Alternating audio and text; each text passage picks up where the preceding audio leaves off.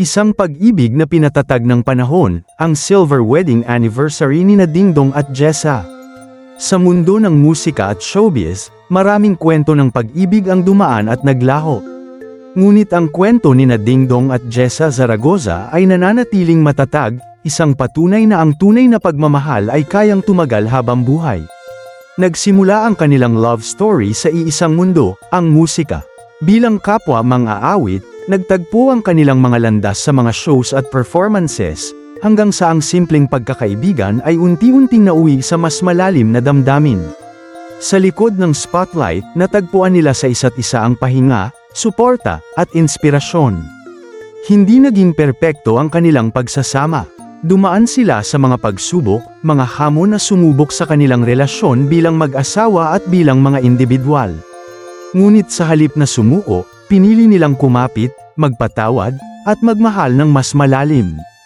At makalipas ang 25 years, muling pinatunayan ni Dingdong ang kanyang pagmamahal sa isang napakagandang sorpresa.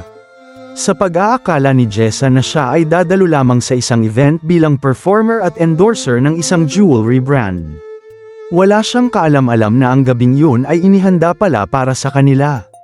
Isang renewal of vows, isang muling pangako ng pagmamahalan sa harap ng pamilya at mga mahal sa buhay.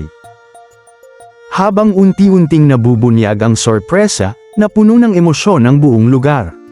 Hindi napigilan ni Jessa ang luhang dala ng saya at pagkagulat, habang si Dingdong ay buong pusong muling ipinahayag ang kanyang pagmamahal.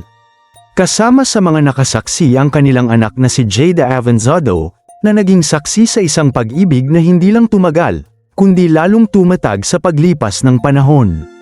Ang gabing yun ay hindi lang pagdiriwang ng isang anibersaryo, ito ay selebrasyon ng isang pag-ibig na piniling ipaglaban araw-araw.